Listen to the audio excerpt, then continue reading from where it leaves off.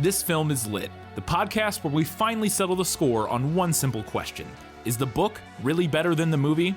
I'm Brian, and I have a film degree, so I watch the movie, but don't read the book. And I'm Katie. I have an English degree, so I do things the right way and read the book before we watch the movie. So prepare to be wowed by our expertise and charm as we dissect all of your favorite film adaptations and decide if the silver screen or the written word did it better. So turn it up, settle in, and get ready for spoilers, because this film is lit.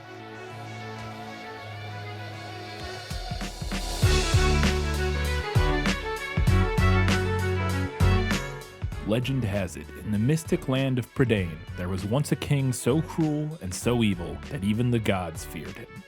It's the Black Cauldron, and this film is lit.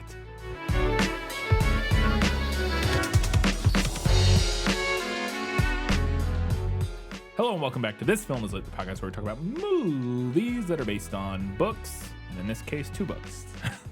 Yeah. Multiple books, which we'll talk about here before too long. In fact, we'll talk about it in our first segment. We have every single one of our segments this week, so we're going to get right into it. If you have not seen or read The Black Cauldron, well, the book series, what's the book series called? The Chronicles of Prydain. Chronicles of Prydain. If you have not read The Chronicles of Prydain or seen Disney's The Black Cauldron, we're going to catch you up, spoilers abound, in Let Me Sum Up. Let me explain. No, there is too much. Let me sum up. All right, strap in, because I'm summarizing 2 books, and a lot happens. The Book of 3 introduces our main characters, as well as the world of Prydain. Taran is an assistant pig keeper who dreams of honor and glory as a knight.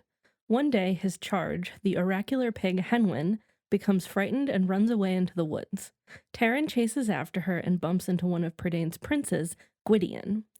Gwydion reveals that the Horned King, a servant of the evil king Iran, is on the move and he's journeying to warn his kinsmen. The two join forces to track Henwin, along the way meeting Gurgi. They are captured by men of the evil queen Arkan and taken to her castle. Taran is thrown into the dungeon where he meets Princess Elanwe, who helps him escape. He also asks her to free Gwydion. They make it out of the castle, Taran finding a magical sword along the way, just as the castle collapses, only to find Elanwe had accidentally freed a bard named Fluter Flam instead. They presume Gwydion to be dead and take up his mission of traveling to warn the king about the impending danger, later joining up with Gurgi as well. Along the way, they stumble into the realm of the fair folk, where they find Henwin. They continue on their way, now with the dwarf Dolly as a guide. Eventually, the group comes across the army of the Horned King marching towards their same destination. They make an effort to get around them, but Taran attracts the attention of the Horned King. Taran tries to use the sword against him, but is burned by it. Just before Taran loses consciousness, a warrior appears and speaks the Horned King's true name, which causes him to be burned to ash and swallowed by the earth. The warrior is Gwydion, who did not die when the castle collapsed. The danger now subdued, the group of friends returns to Caer Dallben. The Black Cauldron picks up a few months after the events of the Book of 3. Prince Gwydion returns to Caer Dallben along with several other princes and kings to hold a war council. His plan is to sneak into Iran's kingdom and take the Black Cauldron from him to prevent him from amassing an army of cauldron-born warriors. One of the princes in attendance, Eladir, is desperate for personal glory and picks fights with Taran, considering himself to be above the assistant pig keeper. Eladir, Taran, Fluter, Dolly, and another bard named Adaon are placed on the same cauldron heist team, which further exacerbates the friction between Eladir and Taran. The plan goes awry when they discover that the cauldron is no longer with Iran. Elanwe and Gurgi join up with the group. While outrunning some cauldron-born warriors, they stumble into a fairfolk outpost where the crow Caw reveals that the Black Cauldron is in the marshes of Morva. Concerned about wasting time, they decide to go there themselves and retrieve the cauldron. However, Eladir abandons them in the night to pursue the cauldron on his own, and shortly after, Adaon is killed when they are attacked. Before dying, he gives his cloak clasp to Taran, who finds that it grants him mild prophetic powers. The rest of the group makes their way forward, eventually reaching the marshes and coming up against the trio of witches who own the cauldron. Taryn trades Adaon's clasp for the cauldron, and the witches reveal that it can only be destroyed if someone willingly gives their life by climbing into it. While attempting to take the cauldron back to Caer Dallben, it becomes stuck as they cross a river. Ellidyr shows back up and helps them get it out, but then rides off with the cauldron to claim the glory for himself. Shortly after, Taryn and crew are captured by one of the kings of Prydain, who has already captured Ellidyr and decided to seize the cauldron and its power for himself, hoping to rule over the entire land. His plan is thwarted when Ellidyr throws himself into the cauldron, destroying it for good. All right, that's your summary for the books that are covered in this film. And now for the film itself. I am plagiarizing most of this from Wikipedia, just want to be forward with that up front. Taryn is a young assistant pig keeper, but has dreams of becoming a famous warrior. After his pig Hinwin throws a tantrum, Dallben, Taryn's boss, I think, I'm not exactly sure in the context of the film, uses Hinwin's prophetic. I think he's training with him, or basically like a like an apprentice, an apprenticeship kind of thing is what it seems like. It was the vibe I got in the film. Dallben, Taryn's boss, uses Hinwin's prophetic powers to discover that the evil Horned King is searching for the Black Cauldron, with the hopes of using it to create an army of evil undead and take over the world. Also, we learned in the prologue to the story that the Black Cauldron holds like the spirit of some evil ancient person, and if you get it, you can use it to summon an evil army. Dallben sends Taryn to hide with Hinwin to keep the Horned King from capturing Hinwin and using the pig's powers to find the cauldron. Taryn quickly fails as he daydreams about his potential future as a heroic warrior, and Hinwin is pignapped by dragons working for the Horned King. I don't know if they're actually dragons. I think they have a different name, but they kind of look like dragons.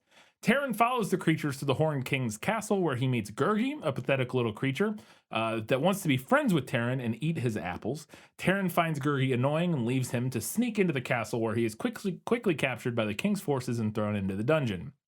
In the dungeon, he meets Princess Elanwi, another prisoner who is in the midst of an escape. The two abscond into the catacombs and discover an old king's burial place, and Taryn takes a magic sword from the king's tomb.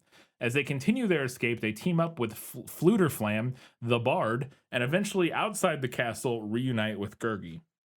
They continue their search for Hinwin, whom Taryn had thrown over the castle walls during the escape. The adventurers fall into a whirlpool that takes them to the Fair Folks' kingdom.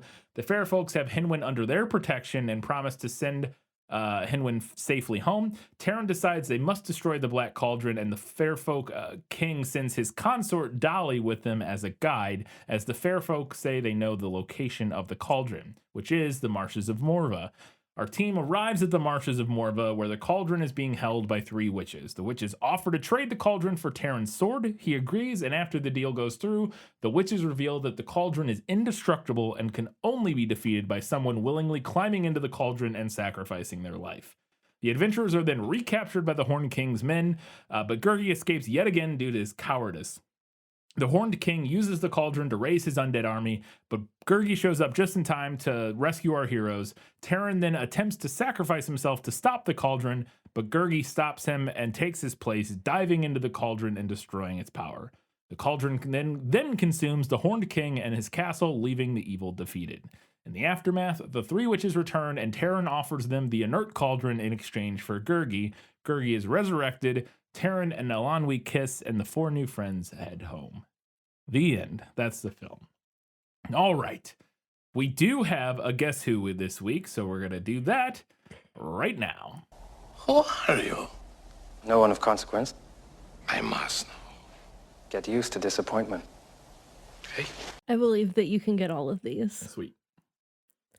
Its hair was so matted and covered with leaves that it looked like an owl's nest in need of house cleaning. It had long, skinny, woolly arms and a pair of feet as flexible and grimy as its hands. I would say this is Gurgi. That is Gurgi. Yeah.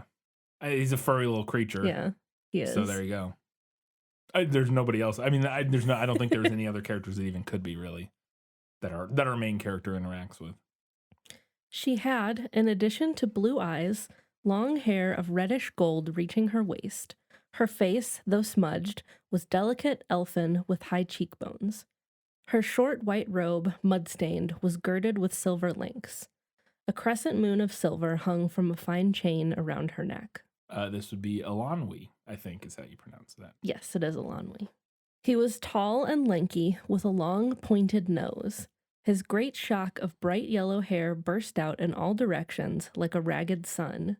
His jacket and leggings were patched at the knees and elbows and sewn with large, clumsy stitches. I mean, I'm just going to assume that this is Fluter Flam. I don't remember if that matches his description in the film. I remember the look of him the least of all the characters for some reason. He's just like an older guy. There is no mention of his musical instrument in this, which would be a dead giveaway. But I still think that's him because it is an older guy, and I think he does have this doesn't say he's an older guy, but he is kind of tall and lanky, and I think he does have like a long nose in the film. If I can't for the life of me can't picture that character. He's not in it a ton compared to, but even still, I don't know. But I'm gonna say that's Fluter Flam. And it is Fluter Flam. I did leave out his harp. That would have been that would have been a giveaway. That would have been far too easy. Okay, last one. Facing him was a short and rather plump little woman with a round, lumpy face and a pair of very sharp black eyes. Her hair hung like a clump of discolored marsh weeds, bound with vines and ornamented with jeweled pins that seemed about to lose themselves in the hopeless tangle. She wore a dark, shapeless, ungirt robe covered with patches and stains. Her feet were bare and exceptionally large.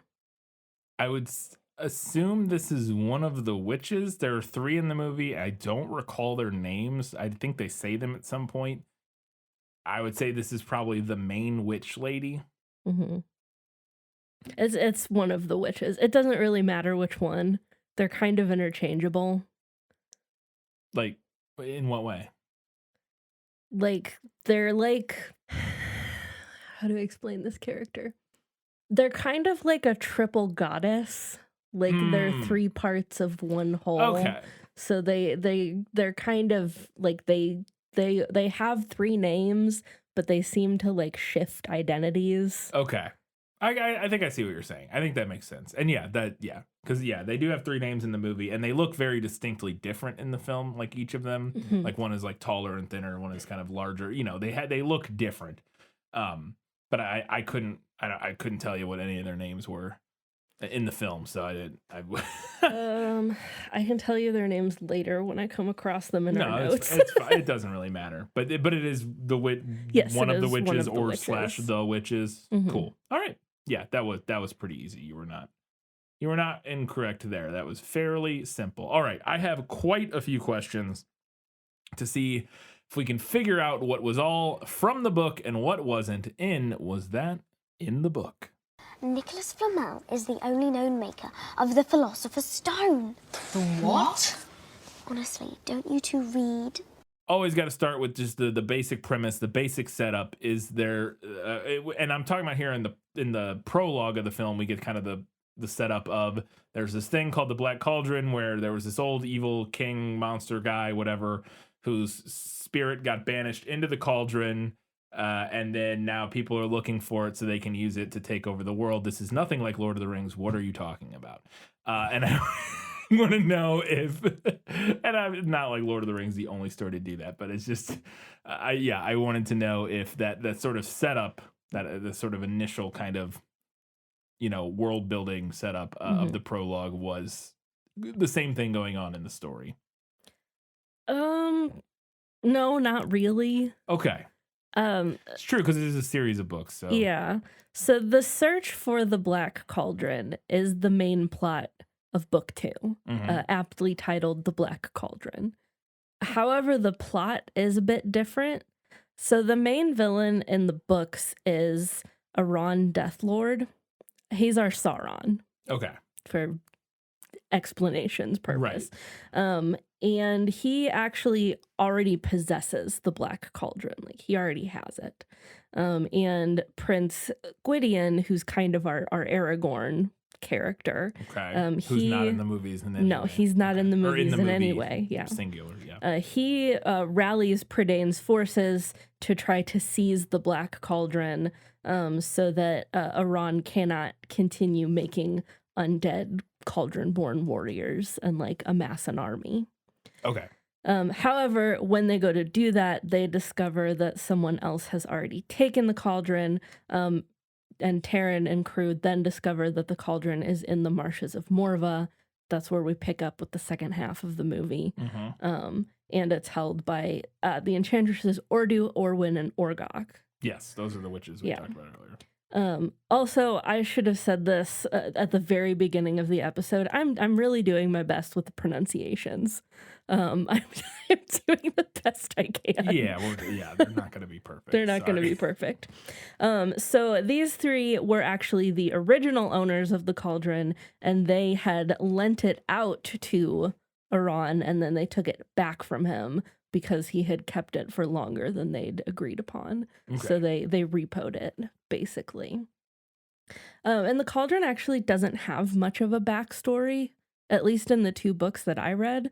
So I don't mind that the movie gave it a bit of a backstory to explain its power. So we don't know where the power comes from in the books. It's just Correct. this kind of MacGuffin that lets you summon like this evil army, basically. Okay.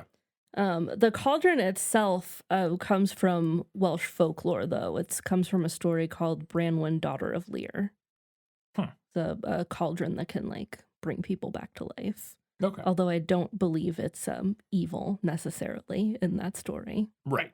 And in this, it's definitely evil because, as I said, it has the trapped spirit of some evil ancient, I think king. I can't remember, but some evil ancient entity. And according to the Prydain wiki, the movie made it Iran Death Lord is like the entity that's in the cauldron.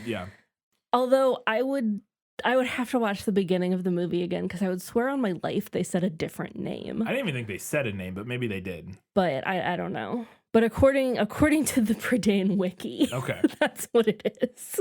Fair enough. So then moving on, we are introduced in the film to Taryn. I've been saying it what does both the movie ways. say? I think Taryn, they also right? said it both ways. did they? Taryn. Let me check the pronunciation guide. The book does in have my a book. pronunciation It does guide. have a pronunciation, which was some help. This says Taryn. Taryn. Okay, Taryn. we'll just say Taryn then. That's fine. We're introduced to him in the film. He is an assistant pig keeper. He's working with what is that guy's name? Dalbin. Dalbin, who's some sort of magician, enchanter-y kind of guy, but also keeps pigs, I guess. He seems to have some sort of knowledge of, magic or whatever, but he also just like raises pigs. I guess maybe because in this universe, pigs can be magic, as we find out. But is Taryn our like main hero character? Is he our Luke Skywalker? Is he our Frodo Baggins? Is he our protagonist who has dreams of becoming a famous warrior? Obviously, that applies more to Luke. Frodo does not have dreams of becoming a famous warrior, particularly, but just kind of gets thrust into it. Anyways, is Taryn our main character? Yes, he is the main character.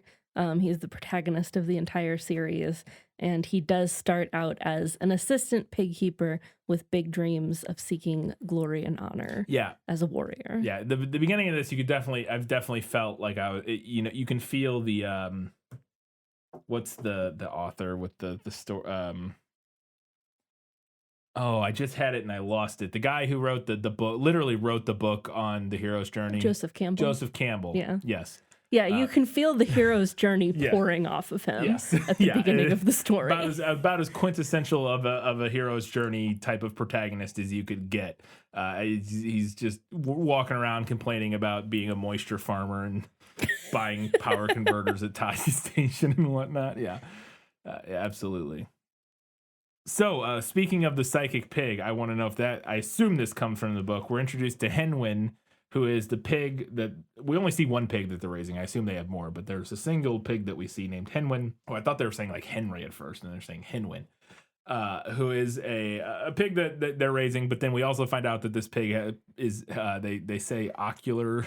What is it? Oracular. Has oracular abilities, like an oracle, can see things that normal people can't. I don't know if it's necessarily as simple as can like predict the future. I don't think it's quite.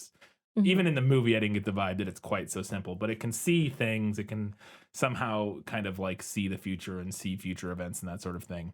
And I wanted to know if that came from the book and if there's more backstory of like why you know, or like what's going on? Like, why is this pig psychic? Like, what's going on there? Okay, so Henwin, the oracular pig, is from the books.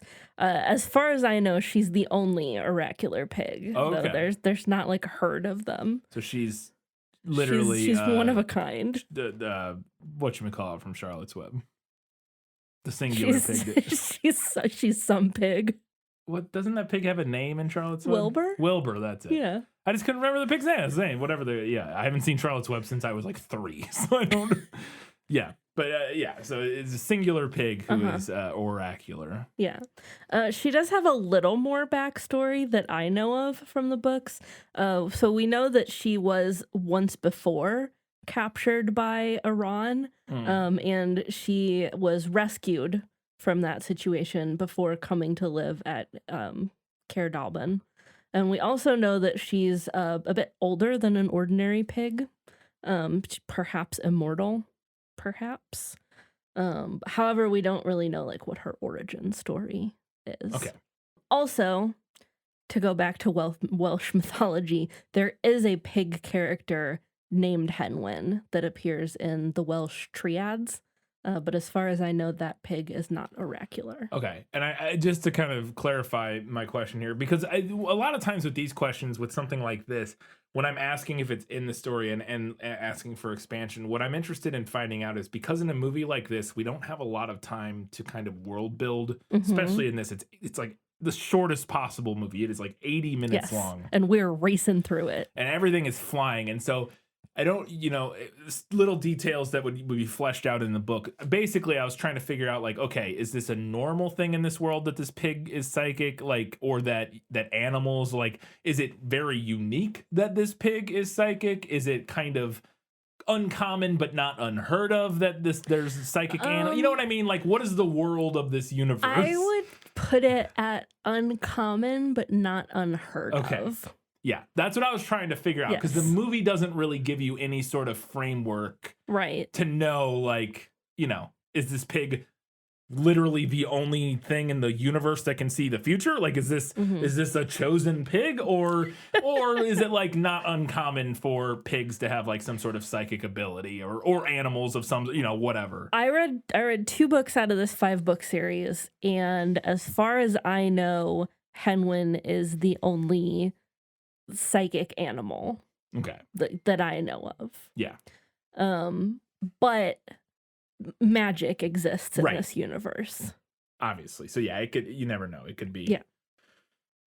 Yeah, there could be others. It's just, and that's always a thing that I find really interesting. Like I said, in movies like this, and the same thing with like The Last Unicorn and stuff. It's just this movie did an okay job of world building, and I was able to go along for the ride, but you just never know. Like, okay, I don't know. I don't know if this is a normal thing, if this is a unique thing. I don't know. It seems unique because we got to go hide this pig, and if there was lots of pigs that were psychic, you could just find a different pig. So I assume it's a fairly unique thing. But yeah, anyways.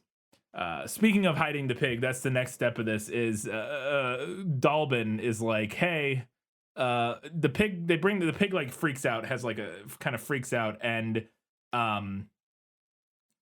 Taran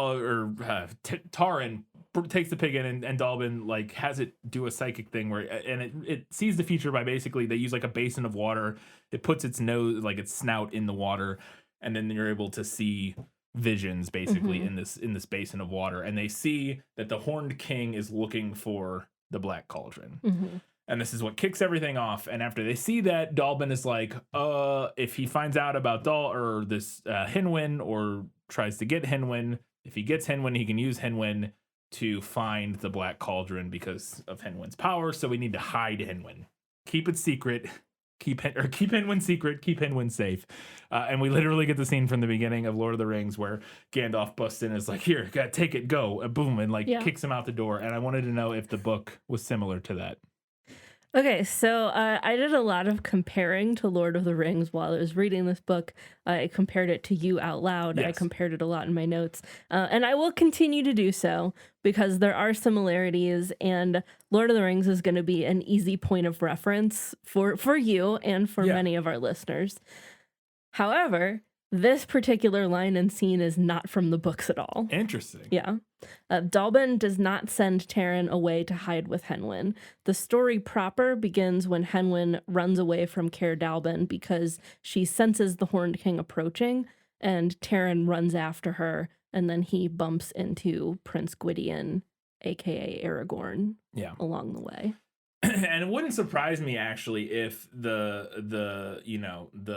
point of origin is reversed, in the sense that it wouldn't surprise me to find out, and I've never actually seen or heard this in an interview, I'm sure it's been said or discussed, that Peter Jackson was a fan of this movie. Potentially, yeah. As a young man, or I don't know how old he would have been. When did this come out again? 85. Yeah, he would have been probably in his 20s. He wouldn't have been a child when this came out, but he might have been in an age where he saw it and pulled some inspiration, because between that opening scene and some other stuff, and then a later character, which we'll talk about here in a few minutes, there's definitely things that in the Lord of the Rings movies felt like they watched this, and there were some things, inspiration pulled in moments. And I think this scene in particular, which does occur in Lord of the Rings, the book, to some extent, but I felt like I was watching the movie, like the way he's rushing around the house and like gathering up stuff, and he's like tells him where to go hide here, I'll come find you. It's like the exact exchange that happens between Gandalf and Frodo, it was just so strikingly similar. But like I said, it wouldn't surprise me to find out that directionality is reversed kind of from what I was imagining initially. So moving on, the scene where we first are introduced to the Horned King in the film, who is the villain of this movie, who is looking for the Black Cauldron. He has this big monologue about raising an army of Cauldronborn, and he's standing over this giant field of skeletons, and it's this super cool scene, and he's got a great voice. And I wanted to know if any of this came from the book, because his introduction in the movie is very memorable, and also made me see why kids would have been scared to hell by this movie. So none of this is from the books. The Horned King only appears in the Book of Three, which is the first book in the series. And he's actually more of a secondary antagonist, kind of. He's the primary antagonist of that book. But not the But he's not, right. He's not the big bad. Right, he's not Sauron. He's not Voldemort, whatever. He's Saruman. Not really, but yes. Maybe the Witch King of Yeah, Angmar. the Witch King of Angmar is maybe a more apt comparison. So, and in my opinion, the Horned King is by far the most interesting thing that the movie does. I think it makes sense to just have him be the primary antagonist. He's scary, he's striking, and since we don't actually interact with Iran in these first two books, it doesn't make a whole lot of sense for the movie to spend time on that backstory. Yeah. Especially with the way they've crushed things together. I also overall, I like the look of the Horned King in the movie, whereas in the book, he's described as a hulking warrior who wears a helm and a mask that are made to look like a human skull with huge stag's antlers, which is still kind of cool. Still cool, very cool. Yeah, that reminds me of something out of Conan the Barbarian or something. Whereas, which I guess this is a little bit too, but this is very much, he's like Skeletor or something. Yeah, he is kind of. He's a Skeletor. With I was gonna say Skeletor is a theater kid, but Skeletor's also kind of a theater kid. Yeah. He's like a posh Skeletor. Yeah. He wears a robe and. Yeah. Does Skeletor not wear a robe? No, Skeletor wears a wrestling suit. Oh, that's right. Yeah, I haven't seen. Yeah, that's true. Singlet. That's what that's called. Yes, but I really like the Horned King in this. Again, his voice, and I didn't look up to see who was doing it. He's John Hurt. Oh, is that John Hurt? Wow, incredible. He's so good, and it's just such a dripping evil. It's just dripping with malice, and it's great. And I love. I had a note that his entrance, so after, this is from later in the movie, but when Taran breaks into the castle to rescue or to find Henwin, he's immediately captured by all of the Horned King's army or whatever, his human army, who seems to be a band of ruffians, miscreants, whatever. And they capture him, and then the Horned King comes into the hall. And it's such a good he knows how to make an entrance. There's all this smoke, And like it's just fantastic, and his line is so good when he walks in. And because I was wondering if that was in the book, he's like, "I assume, boy, you are the keeper of this ocular pig," and it's just so good. I loved it so much. He's a great villain, and it's also an interesting villain, I think, for a Disney movie because he's by far the scariest villain in a Disney movie. Oh yeah, he's ever very seen. scary. Yeah, Like most of the time, the Disney villains are intimidating, but not like horrifying. mm-hmm. We talked about this in a recent episode. Was it? I'm trying to remember what it was. I guess it was probably Robin Hood about how the king is like not, he's kind of a buffoonish, Mm-hmm. and comparing him to somebody like Jafar or whatever, who's much more intimidating. But even then, like, even the scariest kind of villains of Disney from like the golden era, of Disney in like the 90s and stuff, like Ursula or Jafar or whoever, Scar maybe would be the closest to being scary just because he's like a lion, or you know what I mean? Like, I don't know. But like he doesn't have moments of levity in this movie. No. Like really, like in the same way that a lot of other characters do. Yeah, Like I Jafar's think interactions with the The Horned King definitely, I think, has more in common with like early era Disney villains than he does with like the Disney villains of the Disney Renaissance. Yeah. Like he has more in common with like a Maleficent. Yeah, but yeah, for sure, yeah. Yeah, definitely. But even then, his character design is just so it's almost wild. It almost doesn't fit. And I think we talked about in the prequel about they had several different versions of the Horned King before they landed on this one. And I say he almost doesn't fit in the sense that compared to the rest of the characters, he almost looks like he's from a different property. Yeah. Like he almost like I said, he almost like Skeletor or something. He almost looks like he's from like a comic book, like a horror based property. Yeah. As opposed to like in a fantasy adventure, in a way like that all of the rest of our characters are very fun and playful, and even like the bad guys, the Cauldron Born look kind of like him or whatever, but like all of the ruffians or whatever, they're very cartoony. They're cartoony, yeah. Like they remind you of any of the like the thugs you would see in any Disney movie for the most part. But he is just like completely apart from all these other characters as just this singular horrifying skeleton man who has the world's most terrifying voice. And I just he's a little too good for this movie. Yeah, in my opinion. Then we are introduced to Gurgi, the whatever he is, which I want to find out. I'm going to ask about that. I basically want to know if Gurgi is from the books, obviously based on the Guess Who. I know he is. But what's Gurgi's deal? What is he? Let's talk about Gurgi. Okay, so Gurgi is from the books, and you mentioned while we were watching this, Gollum.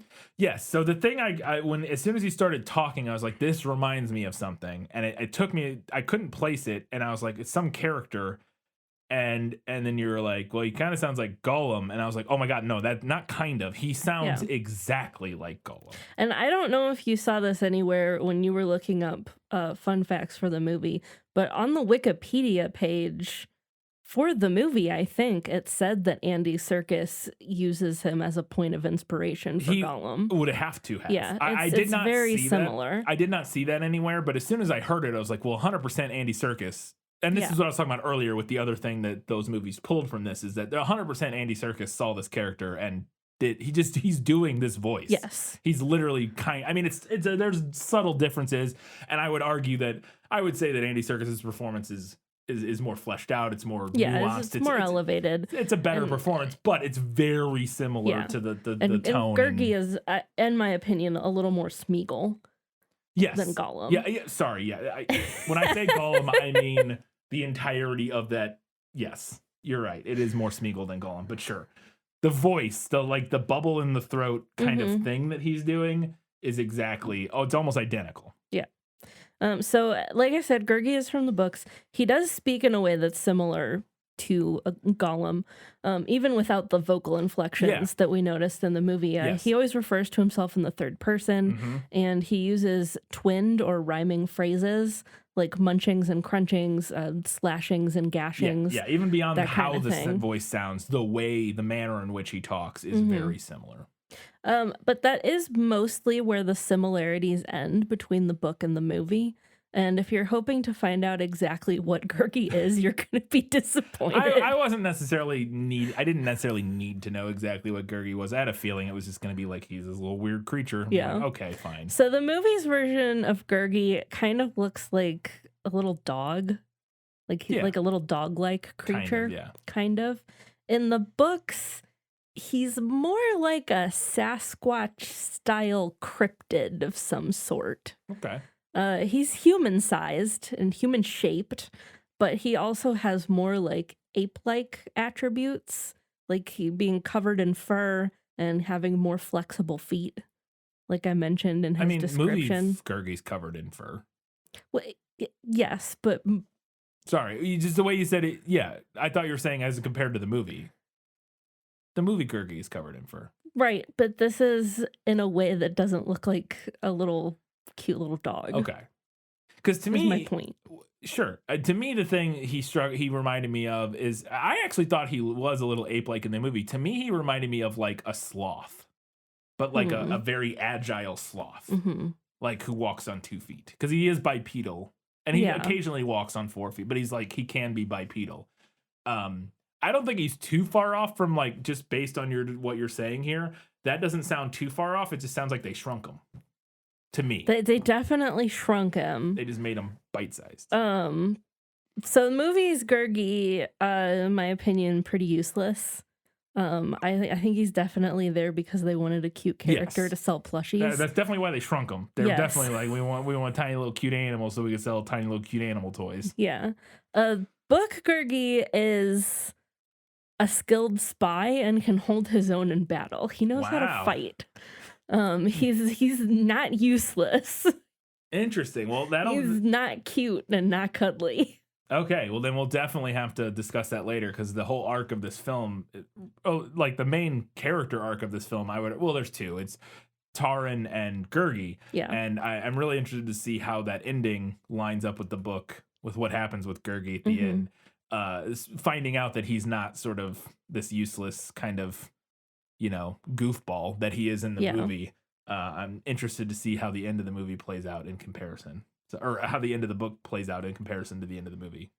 Because again, his whole arc in the movie is he goes from this useless little goofball to somebody who does something. So anyways, interesting. Then when I talked about it in the summary, but Hinwin, while Taran runs off with Hinwin to go hide him so that the Horned King can't find him, but he ends up daydreaming about being a warrior, and Hinwin gets snatched by some dragony worm-looking things, which have some sort of name that I don't remember. And I wanted to know if Hinwin does get snatched by worms or dragons or whatever those are. I think worms is right. I think the difference between worms and dragons has always been academic at best to me. Like people call it different things. I think generally speaking, I think it's about the front arms. Yes, it is. It's about the front arms, whether or not it walks on it. Yeah, or whatever. I don't remember what the movie ones are. So I can't remember if they have arms or not. So Hinwin does not get snatched up by these worm dragon things. Yeah.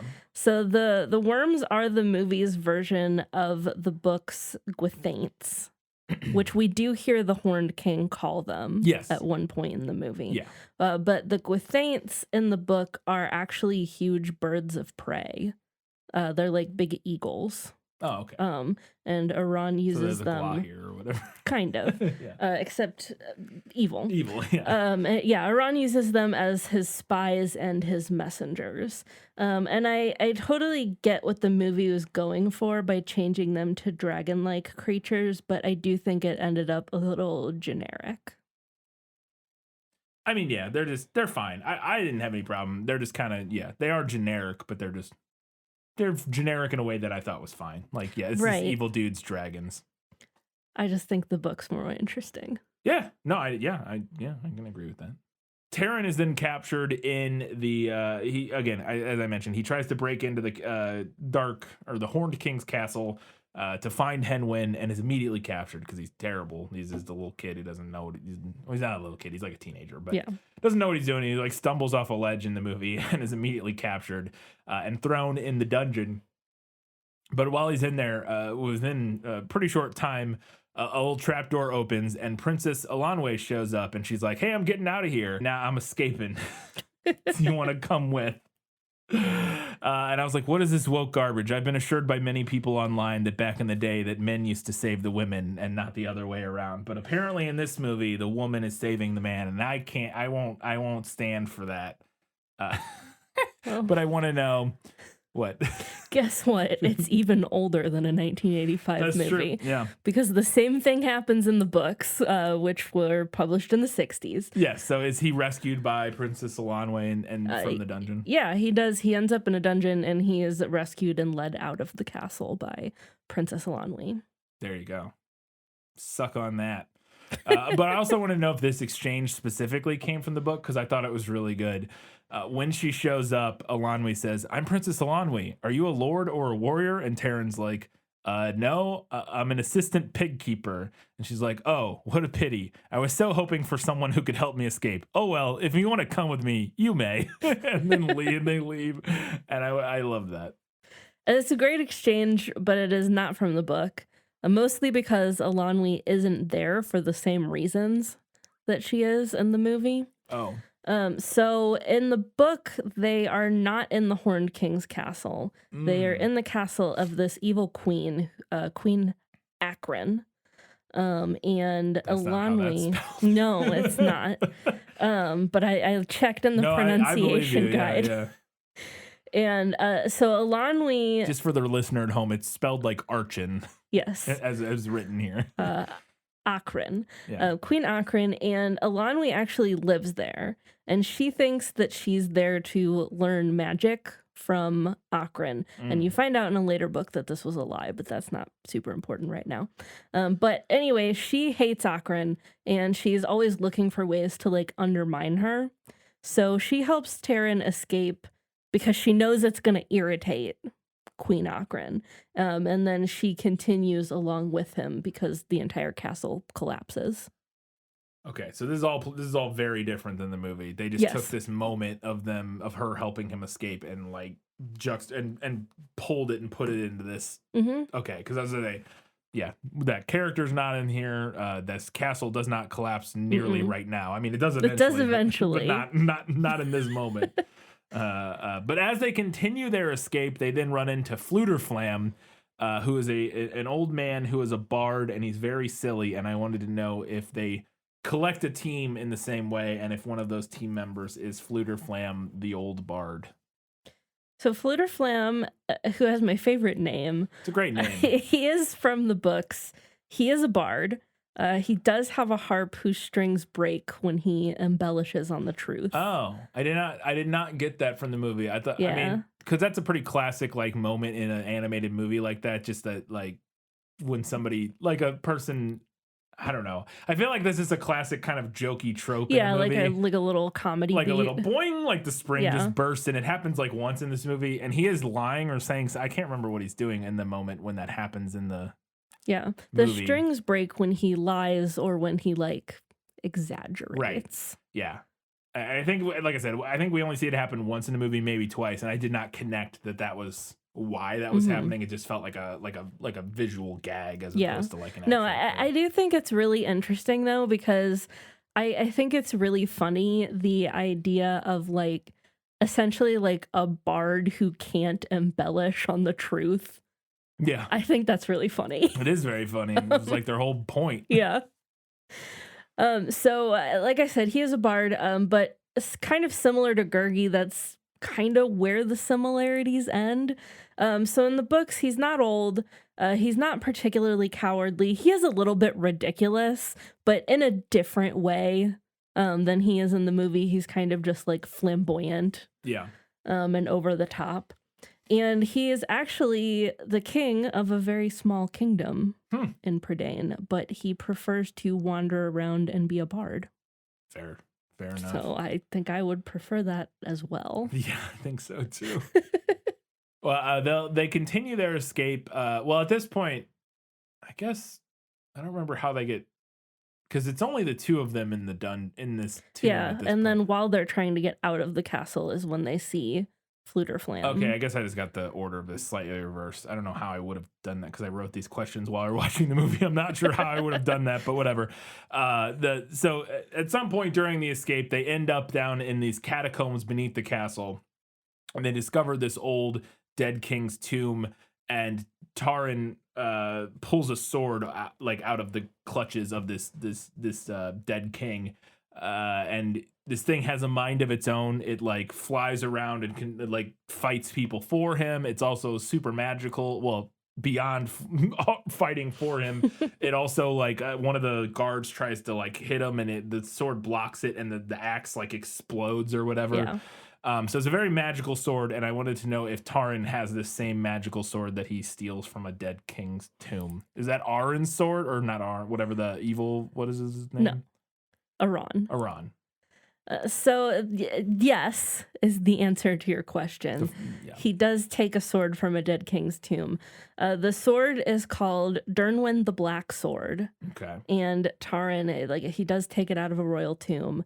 It was thought to be lost, like it had disappeared into myth, like the One Ring. Right. And so he takes it out of this tomb as he and Elanwe are escaping the castle.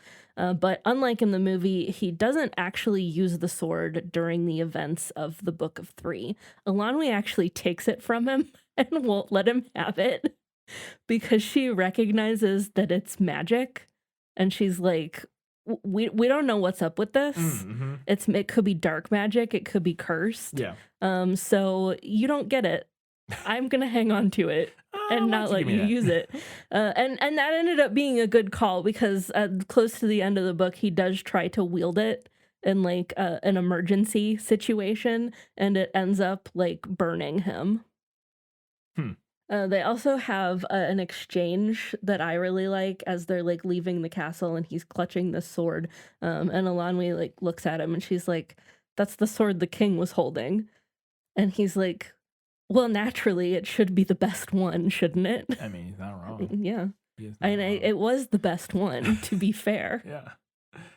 I wanted to know if the Horned King, or I guess in this instance, now that we know a little bit more about who the villain of the story is or whatever, maybe this character is from a different thing. But in the film, the Horned King has like a second in command that is this little goblin-y dude who's a little goblin-y guy. Who's trying his best, but he can't, he keeps messing things up. He keeps bungling things. And the Horned King always tortures him for his mistakes. And I wanted to know if that character came from the book, and also specifically there's a moment in the film where after he makes a mistake for like the third time, he doesn't even wait for the Horned King to punish him. He just starts choking himself so that the king doesn't have to do it. And I wanted to know if that gag came from the book, because that made me chuckle in the film. Yeah, so that character's name is Creeper. And he is wholly a movie addition. He's not from the books at all. And I honestly just hated him so much. I nothinged him for the most part. I thought the singular gag really where he chokes himself, I was like, okay, this reminds me of other Disney characters. I get wanting to have a goofy little guy to be an underling for your foreboding Disney villain. Yeah. They do that a lot. Yes. But I didn't find him particularly like entertaining or interesting. He's definitely no what's his name? The parrot from Aladdin, or he's definitely, or like the other one that I was thinking of was Pain and Panic from Hercules. Yes. Are kind of like similar characters. Yeah. Definitely not as interesting as no. any of those. What is the parrot's name? Iago. No Iago, no Pain and Panic for sure. He's the proto version of those. That's true. They That's refined fair. They refined the formula. Yes, before they got yeah. He was a first draft. There's a great moment in the film that I wanted to know if it came from the book, because I thought this was delightful.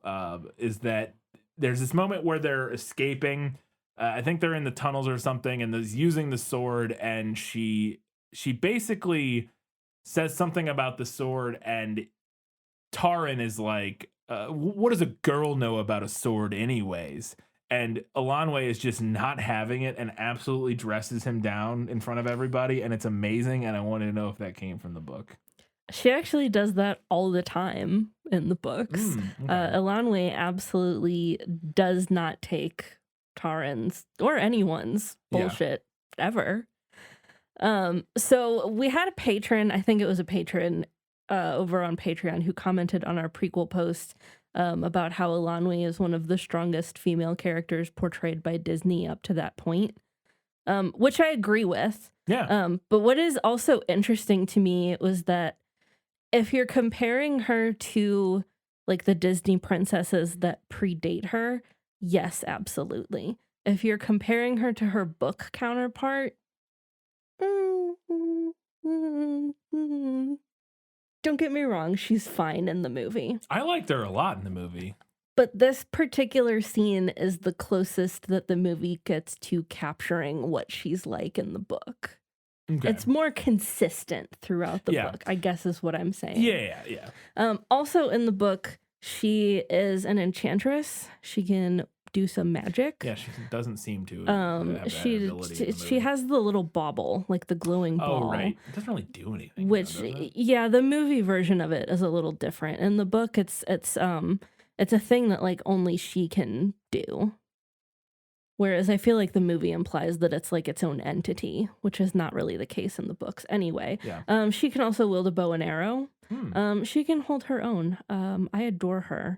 If we had a daughter, I would name her Elanwe. It's a cute name. It's a very really good name. cute name. And I feel like then also we're getting kind of close to Eowyn without doing Eowyn. Without doing Eowyn, yeah.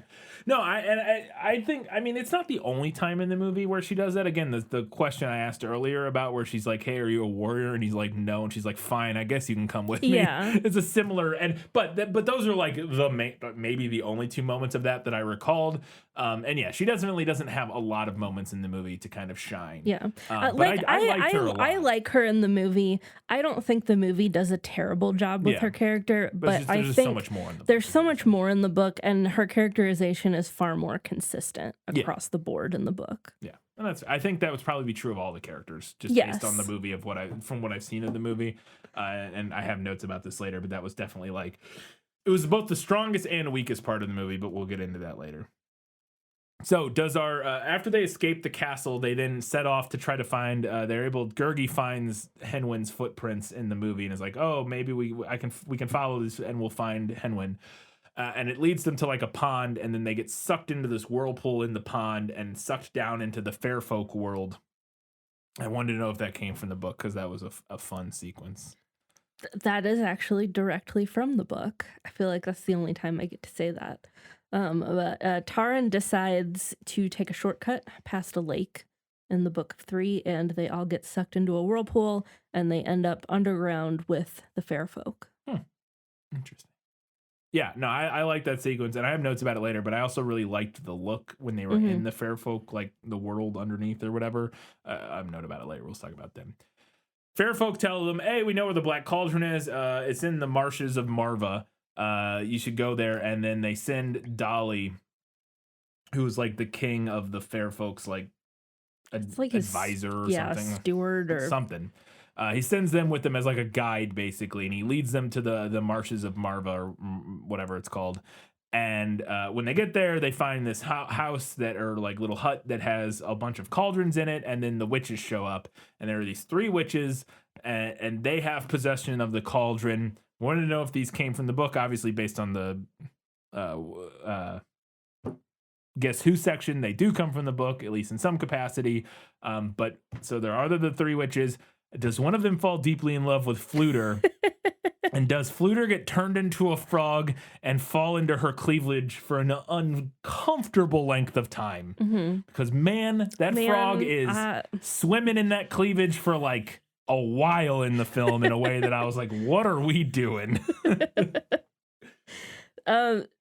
So yeah, you're right that these characters are from the book. And I'm gonna call them witches because I think that's easiest. But like I said, they aren't really witches. I think the movie calls them witches. Yeah. Yeah, but yes. Which and the movie is also like they don't get nearly as much like backstory. Yeah. In the movie. So Ordu, Orwin, and Orgok they're more like the fates. Yeah. From Greek mythology. Well, and that's what the characters they reminded me the most Yeah. of was the whatchamacallit, the fates from like Hercules. Like Yeah. the Yeah. ones with the little scissors and the blah blah blah. They reminded me of that a lot because they almost don't even seem to exist corporally necessarily. No, like at the end of the movie, they show up. They're just like in the sky in the film or whatever. Yeah, they're like, definitely like they're more like eternal beings Yeah. that exist outside of the mortal world and just kind of watch. yeah.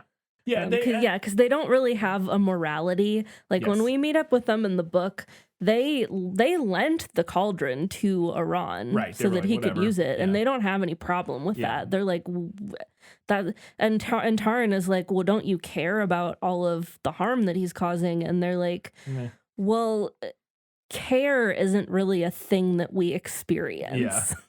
Yeah. So they're like they're the same kind of vibe as like the eternal, like just again comparing it to Lord of the Rings, like some of the like elves, or not elves, but like some of the maybe not Lord of the Rings is the best comparison, but yeah, like the fates or whatever. They're just like these kind of separate. They're not part of the world necessarily. They live in the world, but they're not really like part of the world. They're just kind of like hanging out, vibing, existing on another level. Yeah, pretty whatever. much. So none of them fall in love with Flute or Flam. Nobody stuffs them into their cleavage. Okay, disappointing. They do initially threaten to turn all of the group into frogs. So that's kind of a fun reference to the book. Nobody turns into a frog, but they do talk about it. Oh, they okay. But I just thought these characters were so much more interesting in the book.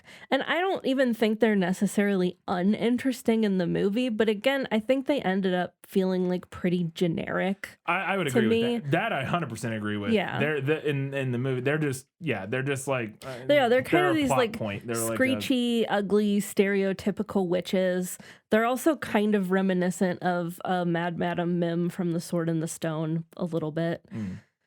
And in the book, I found them very unsettling. Yeah. And I think they're the kind of characters that if an adaptation did it really right, like if we got somebody who really, really knew how to capture these characters, they could be like, it could be the type of thing that makes the hair on the back of your neck stand up. I think you really nailed it by comparing them to the Fates. That also reminds, because it's been a long time since I've seen Hercules, but that is a memory I have of that, is those characters are creepy and weird in a way that is not, that is more off-putting and more memorable than these ones are. These ones are just kind of, not even necessarily. These ones remind me more, these are almost like the Hocus Pocus witches, kind of. Yes, like that's kind of the vibe you get from them, is like they're just the kind of like hijinksy, strange, like eccentric women that are just like, not that we don't love strange eccentric women around here that are horned but, up and ready to shove frogs in their cleavage or whatever is happening in that scene. That did take me back to The Last Unicorn as well. Yeah, absolutely. I was like, what is this? Really, there was something in the water over at the animation studios in the 80s. They liked buxom lasses, and I mean, fair enough. Just seems like a strange choice for these movies, but so, and I guess you kind of talked about this by saying that they just lent it out, but in the film, when they arrived there, the witches or these characters just have the cauldron, and I wanted to know if that was the same thing with the cauldron in the film or in the books, and you've kind of explained that a little bit already, but I thought it was interesting and kind of confusing in the movie that these characters just have the cauldron and all the fair folk know about it, but seemingly the Horned King has no idea. Yeah. Like, it just seems like, I was like, why is this? It doesn't seem like it's a secret, but right. like, No, it the really movie does doesn't. not present it like they're keeping this a secret, but like, for some reason the Horned King doesn't know and doesn't go to try to get it or anything. And I was just wondering if that was at all similar to the book or what's going on there. Yeah, I really cannot account for that in the film. Okay. Because like I said, in the books, Iran had borrowed it from the witches. And they eventually then took it back from him during the events of the Black Cauldron. So our heroes don't know where it is. They have to figure out where it is. But presumably the bad guys know, or at least suspect that the witches have taken it back. So in the book, the witches do have it. Yes, they do. But yes, the villain would know they have it because they took it from him. One would think. Yeah, okay. Yeah. But so in the book, I guess the difference would be that he's already summoned his army, correct? He has some cauldron-born warriors. Okay. But it's a little more limited than what the movie implies. Because, like, first of all, they can't, like, go very far away from him. Like, the farther they get from him, the weaker their power becomes until they just turn back into, like, a dead body again, pretty much. Also, whereas the movie shows like the Black Cauldron activating and then raising up an entire army at once, the implication in the book is that it's a one at a time process. Oh, okay. Like you have to dip each individual corpse into the cauldron to make it rise up. Yeah. So it'd be much more time consuming to raise an entire army that way. I do understand the movie's change there for sure, of like having it be this big like spewing.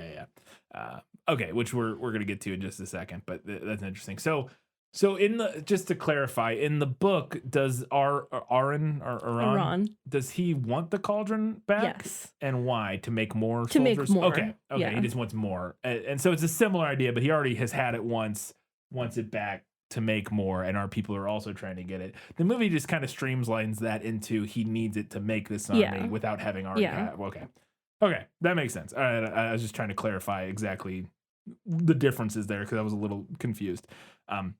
But the Black Cauldron, after they get it in the movie, the witches reveal that the only way to destroy, that they can't destroy it, the only way to, they say, like, to stop its power, essentially, is because it is indestructible, is for someone to climb into the cauldron willingly and sacrifice himself, basically, because they will die. They won't be able to come back out. And that will end the power of the cauldron. Is that how the cauldron is stopped in the book? Yeah. In the book, you can destroy it. It's not indestructible, but the way that you destroy it is that somebody has to like willingly climb in and sacrifice themselves. The movie tweaks that, I guess, slightly because it doesn't destroy it; it just stops it from doing. Yeah, it stops its power, stops it from doing the thing. It ends its power. Yes, or whatever they say. So does the Horned King, or I guess in the movie or the book's case, Aron? Is he successful at getting the cauldron and raising his cauldron-born army? Because that sequence in the movie is cool as hell. We talked about it in the prequel that was a big portion that they had to edit down quite a bit because it was too scary for kids and stuff.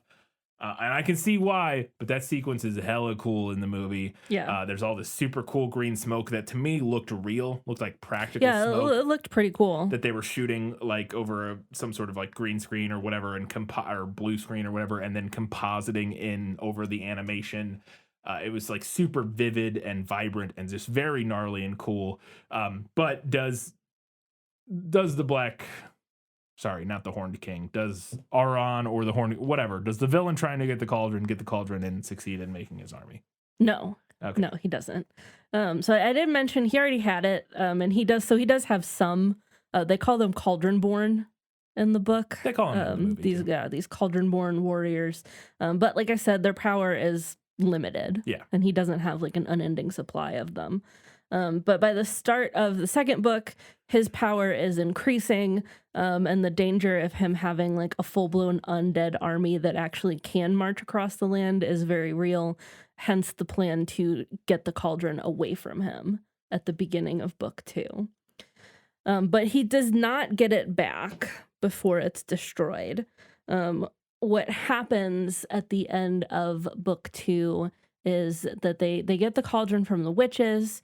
And then it ends up in the hands of this other king of Prydain that we met at the beginning, King Morgaunt. And we met him at the beginning, and I was like, this guy's trouble. He's sus. I don't like him. And I was right, because then at the end of the book, he tries to take the cauldron for himself, so that he can have the power and take over the entire land. But he is thwarted and the cauldron is destroyed. So we never see anyone actually raise an army from the dead. I do think that this scene in the movie is fun. And I liked that the movie used skeletons, whereas the implication in the book is something more like zombies. Yeah. Which also would be fine. Yeah, it would have been But fine. I think And the they are- marching skeletons with swords is fun. Yeah. So then the cauldron is now spewing forth the cauldron-born army, and they need to. Gurgi has showed up and freed our other adventurers who were tied up in while the cauldron was doing its thing, and they all need to escape. But Taran is like, "Hey, I need to stop the cauldron," and so he's going to throw himself into the cauldron. He climbs up onto this diving board. It's like a bridge that's broken or something. I don't Does know. look like a diving board. Above the cauldron, and he's going to jump in. But at the last minute, Gurgi shows up or climbs up and stops him and is like, no. And he has a great line. And this moment could have been very good.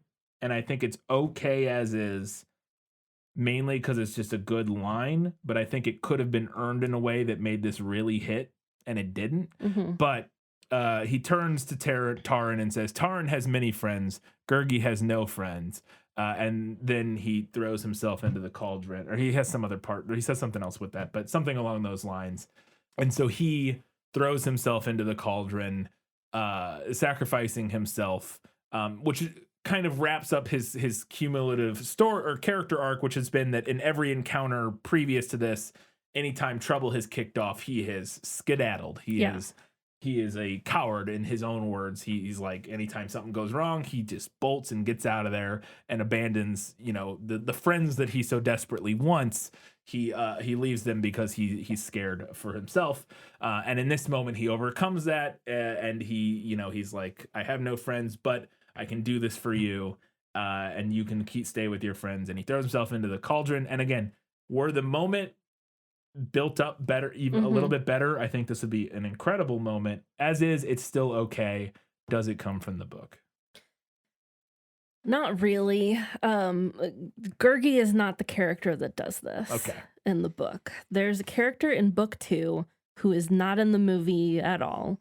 His name is Prince Ellidyr, and he is a younger prince from a minor kingdom, and he's like a 5th son or something like that. So he's got nothing but his title. Right.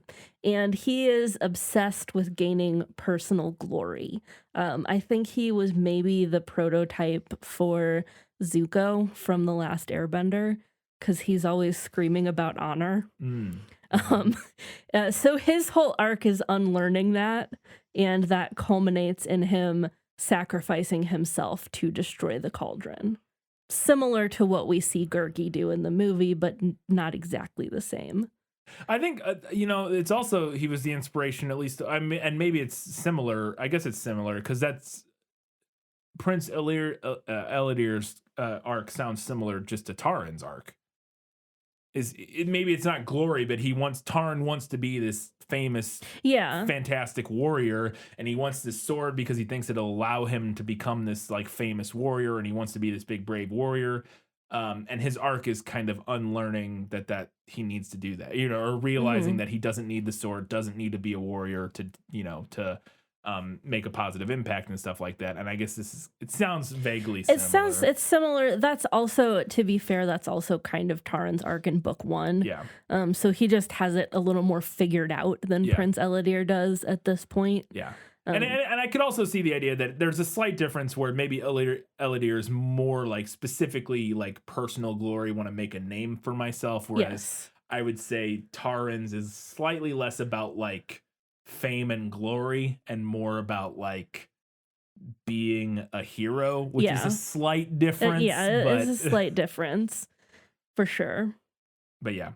So Gurgi is not. Yeah, they basically just completely character swapped there. That's all. Yeah. Interesting. Does Gurgi in the book have any sort of character arc, or is he just like a companion hanging out? You know what I mean? Does he have like a journey? More like a companion hanging out. Okay. Right. Does even the whole thing with him, like of them all like finding him annoying and hating him and then growing to like him? Does that even Yeah, part of- initially, Taran does not really like him, but Gurgi kind of like proves himself to Taran as they're like journeying across the land and like encountering danger.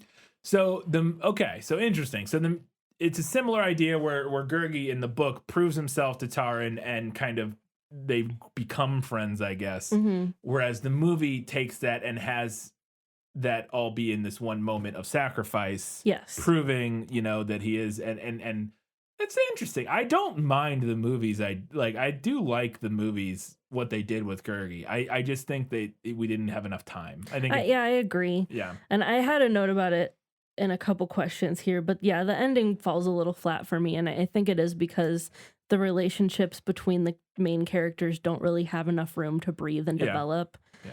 Like at that moment of climax, it's a good idea, but at that moment, I just didn't care enough about their relationship for it to hit the way that the movie wants it to hit. Yeah. It definitely, they needed a few more scenes together in order to, again, I've said it 6 times already, but yeah, it's so close to being a great moment. It just doesn't quite get there.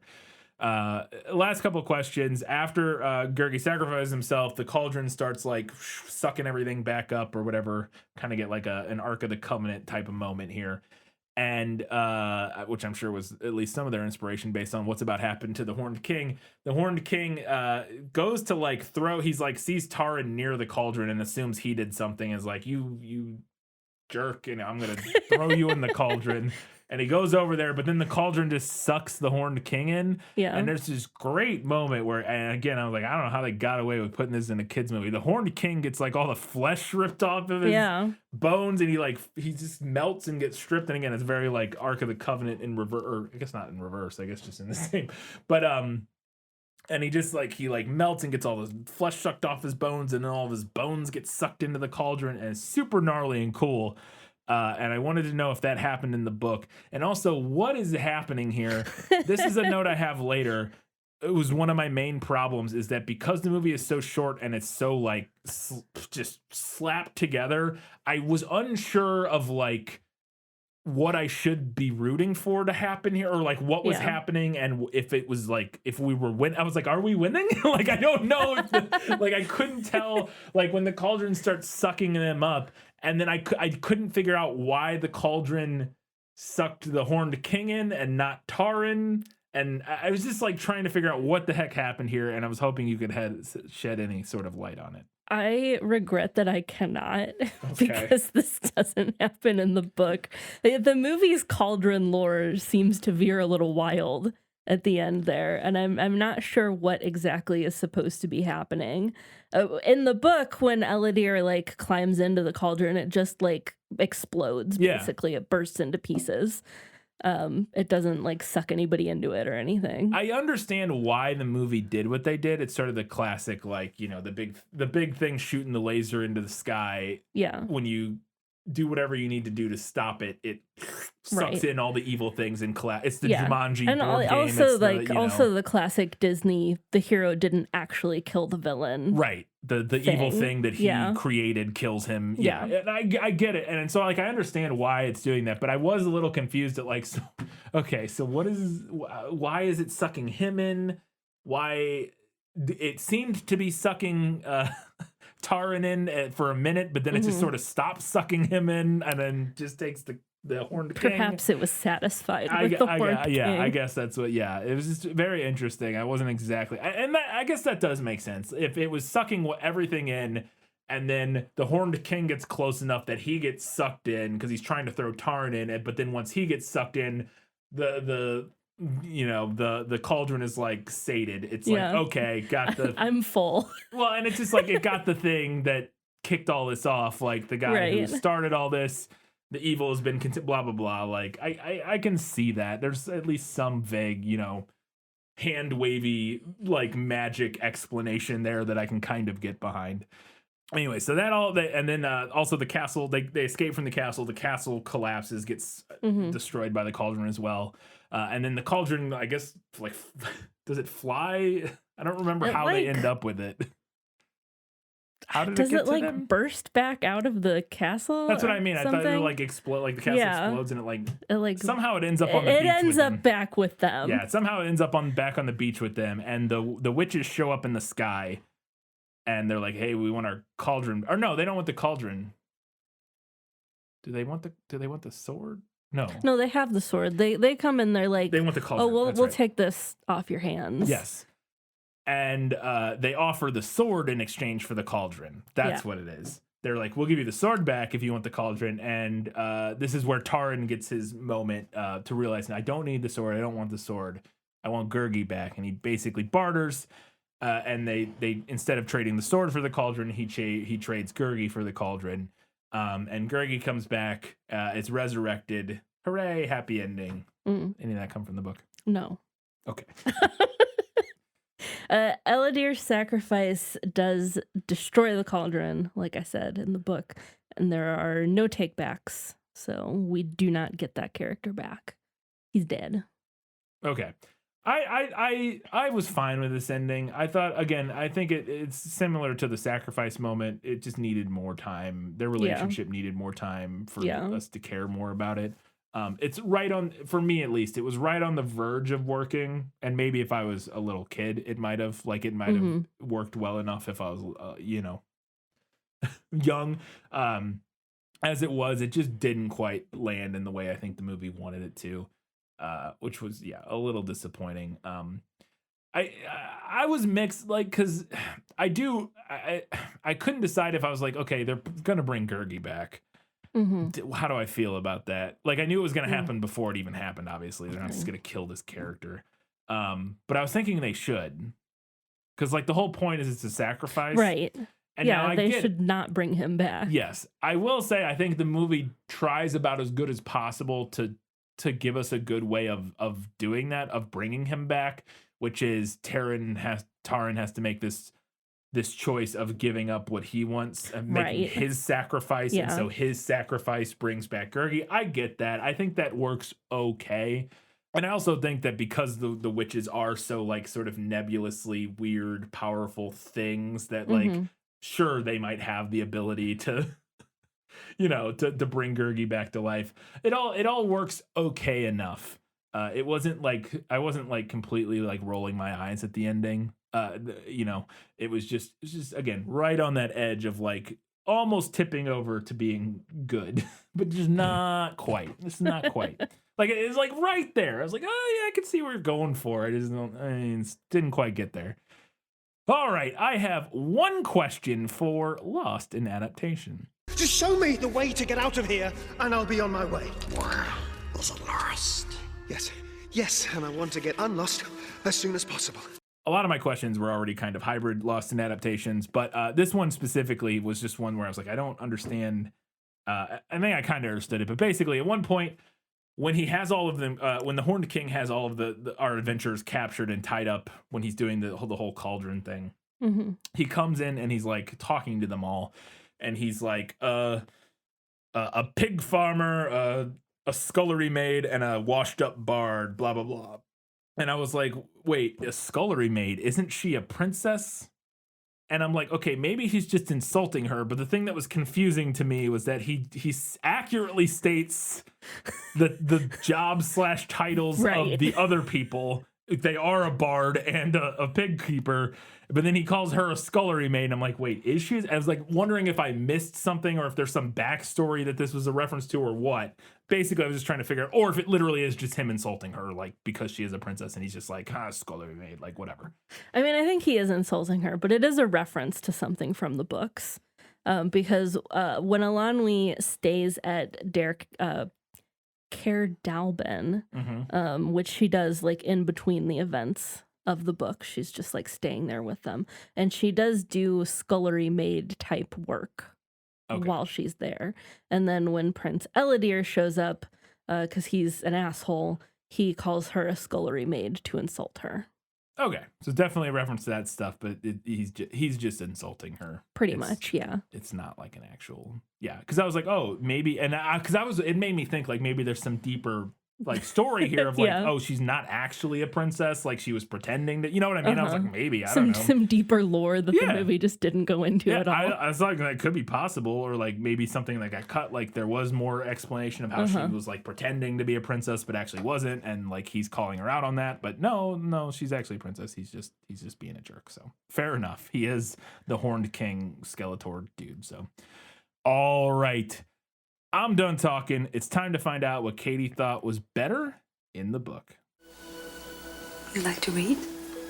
Oh, yes. I love to read. What do you like to read? Everything. Okay, so right off the bat, the character Dalbin, not really sure. Taryn's boss, he is actually a combination of two characters, one of which is named Dalbin and the other one is named Cole. And that's fine. I don't really mind that they combined those characters. But in the book, Dalbin is described as very wizardly looking.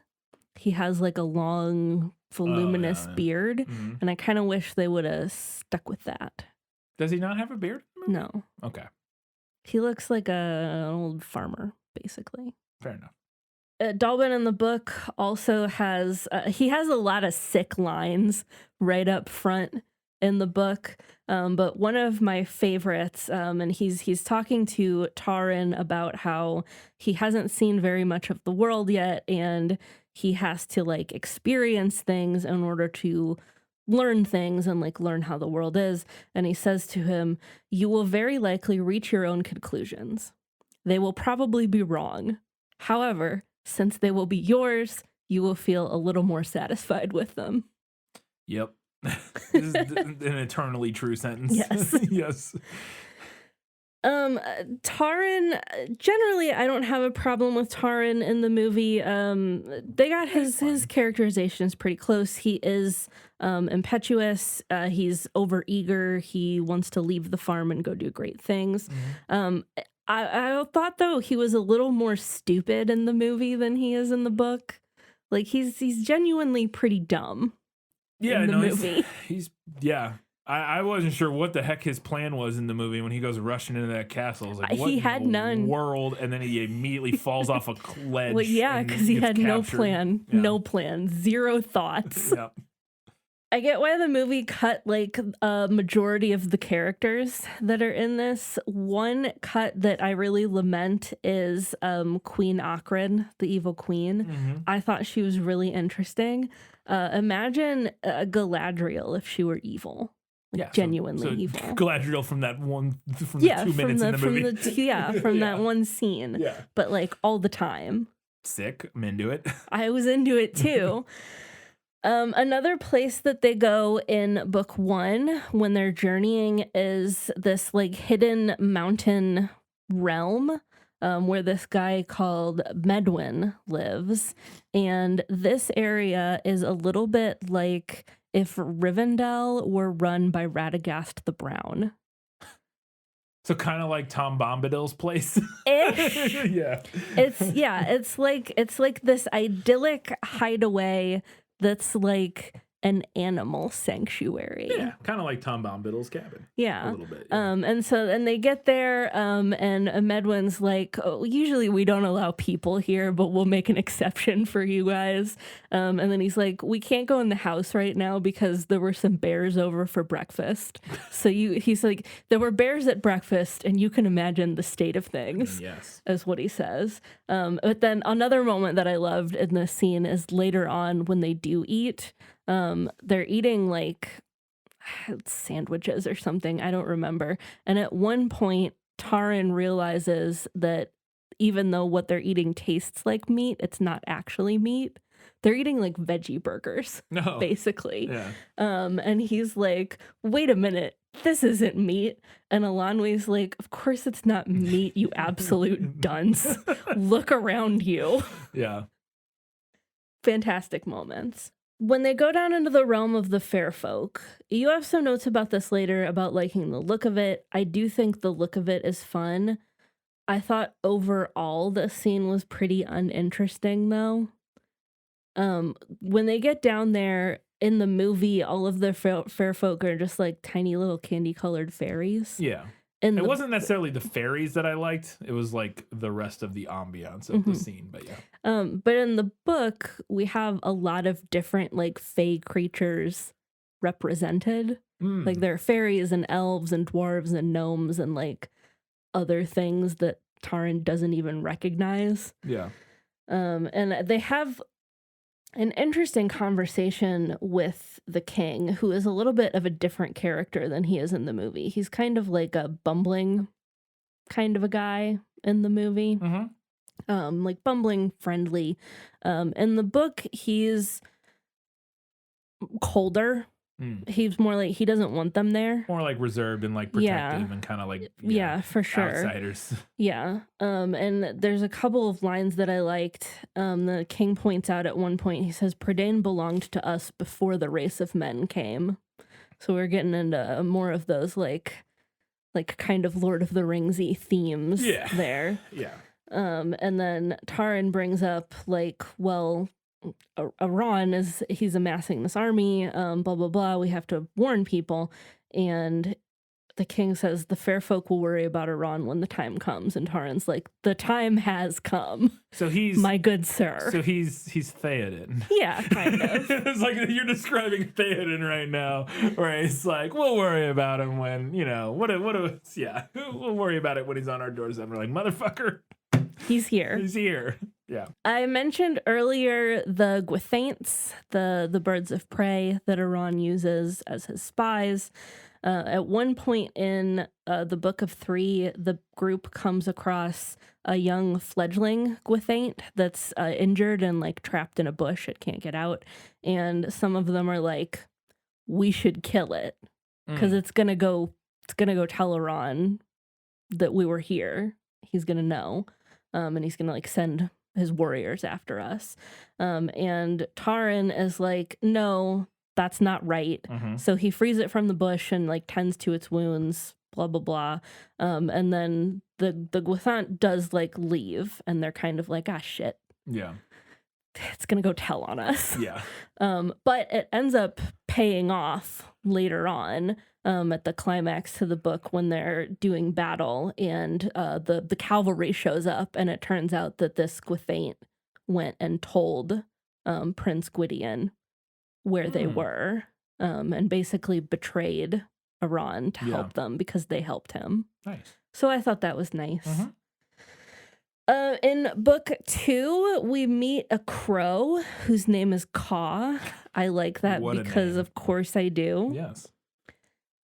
Also, another thing that we see with the three witches is they look like ugly old crones, but then they like look in the cottage at night and they appear as beautiful women at night, which I think is interesting. The movie doesn't do that, but they do look different at several. Like there's a moment in the movie where when we first see them, they look kind of like just women, like they don't they don't look as witchy, and then there's a moment later where we see them where their faces turn more witchy. I don't remember exactly the context of when it happens or why. So there's a little bit of it there, but they're never like it's not at all like what you're describing in the book, I guess.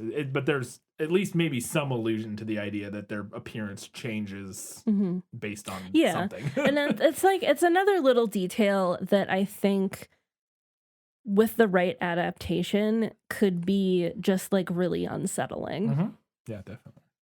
My last note here, because I feel like this doesn't fully come through in the movie, but I love that the main group is basically a D&D party. You have a warrior, you have a magic user, you have a creature that nobody's ever seen before, a bard, and a grumpy dwarf. It's truly perfect.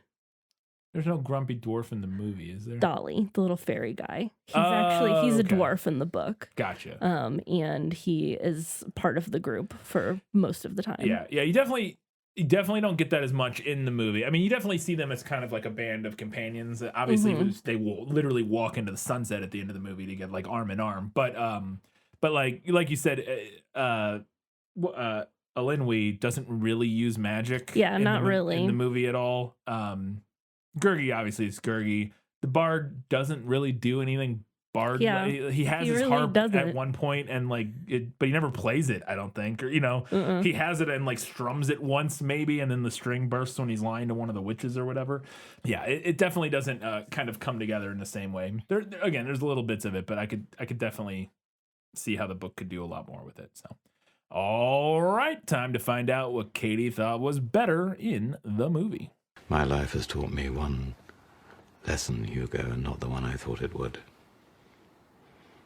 Happy endings only happen in the movies. I like that we get to see more of Hen Wen's power in the movie. We see her use it once in the book, but it's not like particularly interesting. And part of that is the addition of the bowl of water that she like sticks her snout in, and then you can see the visions. In the book, she uses her snout to point to sticks with runes on them, and that's like how she conveys her oracle. Yeah. No, making that more yeah, visual making makes that a more lot of- visual, I think it was a good choice. And I liked the boat escape at the end. I thought that was fun. The boat escape. When they're getting out of the castle and they're like on the boat, and then the castle starts to collapse and a wave like pushes them out. Yeah. It's fun. Mhm. And we talked about other stuff that I liked in the movie during your questions, but these are really Yes. my only two Kind things of the remaining that things were of it, left in yeah. here. Fair enough. All right, let's go ahead and talk about what the movie nailed. As I expected, practically perfect in every way. There's a particular exchange. In the movie, Taran has this exchange with Dalbin. In the book, he has it with Prince Gwydion. And he says, I do not fear him, meaning the Horned King, to which his counterpart replies, then you're a fool. That's from the book. Grumpy Dolly, he is grumpy in the book, but he does end up joining the crew, initially as a guide for them. They do ultimately get captured by the person possessing the cauldron. Just a different person. At the end of the story. It's just a different person. It's not the Horned King. Also, at the end of the movie, Dalbin, Fluter Flam says, I wish I'd stayed a toad. And I thought that was kind of a fun little reference because somewhere near the end of the book, Fluter bemoans the fact that he thinks they would have been better off getting turned into toads. Yeah. Also, I mean, in the movie, he's just referencing the fact that he'd just be living in some boobs right now.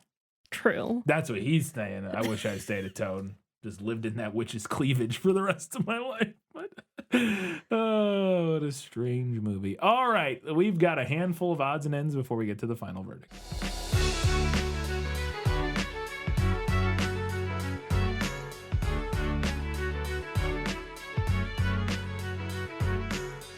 You mentioned it liking using the like bowl of water for the vision for Hen Wen.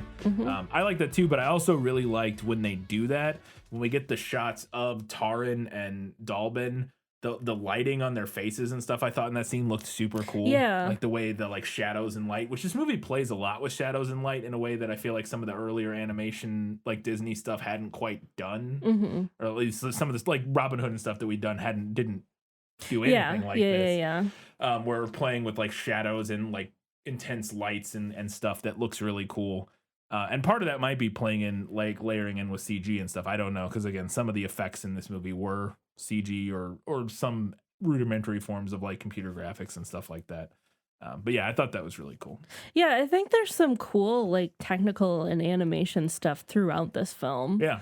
And I thought, though, it was kind of a shame the character designs overall I didn't think were very interesting. I mean, it's definitely not as interesting as some other Disney stuff, but I think the characters were more interesting than, like, The Last Unicorn. Like, I thought that was...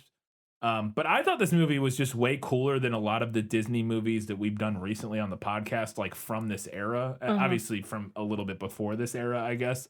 But like this, just comparing it to like Robin Hood specifically, but this movie has so much more grit and personality, like in the animation style to me, than something like Robin Hood does. Obviously, they're very different things. This is a much darker kind of. Yes. Yeah. You know, they're going for a whole different thing, but it's a whole different thing that I just find way more visually interesting than what Robin Hood was. And I really thought that the you know, and comparing it to like when we did The Last Unicorn, I was talking about in that how cool and sort of detailed and gnarly like the backgrounds were in The Last Unicorn compared to some of the Disney stuff. But upon watching this, I was like, oh, okay, no, Disney did that. It's just, you know, like this has the same sort of vibe that something like The Last Unicorn does. It's obviously very different, or not very different. It's obviously different enough that it's very unique from like what The Last Unicorn looked like. But this was much more interesting. I had a much better time watching this than like Robin Hood or whatever. Like in terms of like visually. Of it keeping my interest visually. I was just like, this actually has stuff going on that I think is cool and unique and interesting. Whereas I thought like Robin Hood was kind of boring. Like visually. That's not to say like story wise, which I preferred necessarily, but a lot more going on and way cooler than some of the other Disney stuff. And even like Jungle Book, like, you know, just some of the, it's not that there's anything wrong with those. I don't find them particularly cool or fun to look at. Whereas this I thought was like fun to look at. Even if the story was, you know, mixed, which I have more details about here in just a second. When they do get into the banquet hall, and we've talked about this already with The Witch, but man, they loved buxom women, animating buxom women in the 80s. They get into that banquet hall, and there's like a woman dancing for all of the the ne'er-do-wells, and she's curvy. Yes, curves for days. Yes, she's thick with 2 C's. Like, what is happening in these animation studios? Cocaine. Yeah. It's true. As much as I do like Alanwi, I really did not enjoy the voice work for her. I found her voice like very grating. Just something about it. I thought it was totally, I liked her voice. Like it's very interesting because I didn't even register for me that somebody might find her voice annoying. I thought I was like, it's fine. You mentioned this, but in the fair folk world, one of the things that I thought was really cool, and this is again kind of goes back to what I was just talking about, but the backgrounds of the tunnels in that fair folk world I thought were super neat. The lighting on the walls of the tunnel was like super subtle, and they're like gently glowing. I thought it was super pretty. They also did this thing because we're supposed to be in these like dark underground tunnels. I don't know what they did or how they did this or what, but they did something to the characters where they're like kind of washed out and darkened in a way that is, I thought, did a pretty good job communicating the idea that they're in the dark without it being dark. Yeah, they look, you know what like, I mean? Yeah, kind of like grayed out. Yeah, like in a way where you can tell there's not a lot of light in this environment, but it's not like overly dark. To look at, which I thought was a clever, interesting way to kind of do that. I thought that was really neat, and I also really liked. I would agree that the designs of the fair folk weren't particularly interesting. They're just kind of little glowing fairies, but I did like the look of the way they glowed, like the color and like the vibrance of how they looked. I thought was really cool, and in contrast to the kind of washed out environment with the like glow. I don't know. I just thought the aesthetic of that place, while not like super inventive, was like really well done. I don't know. Yeah, it goes back to like that kind of like there's some interesting like technical visual effects going on in this movie. Yeah. You can tell they were like trying things. They were trying things, and it is kind of a shame, I think, that it just gets remembered as like the biggest Disney failure ever. Yeah. Because while it's not an amazing movie, I think there are some interesting things going on in it. Yeah.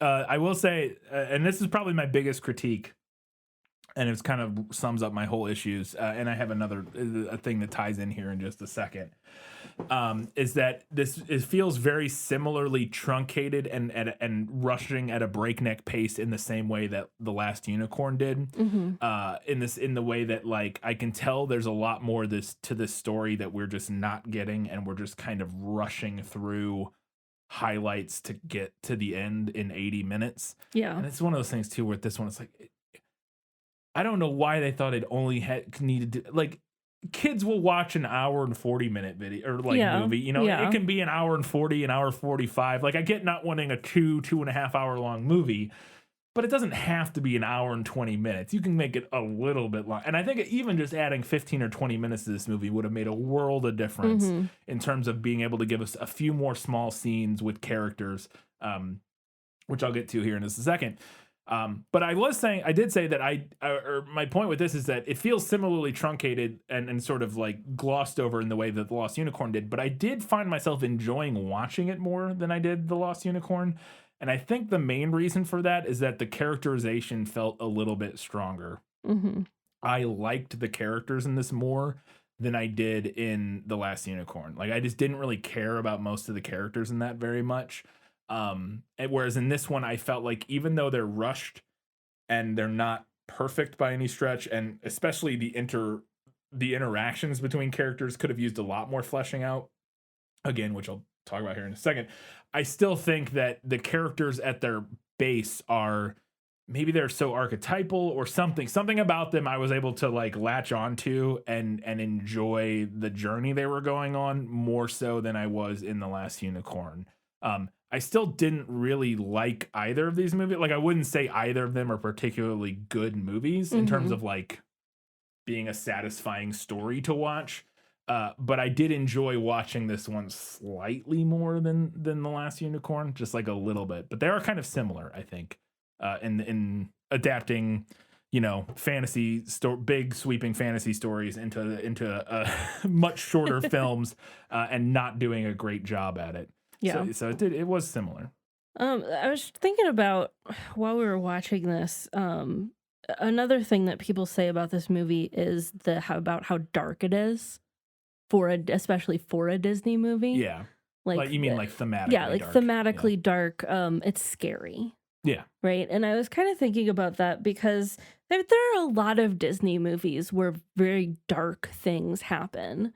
That have like dark thematic elements running through them. And I think the part of the problem with this one is, with most Disney movies, the charming aspects of them outweigh the darker aspects. And in this one, I think the dark outweighs the charming. Yes. There is charm in this movie, but it is, like you said, is way far outweighed by, the darker kind of like grungier aspects of the film.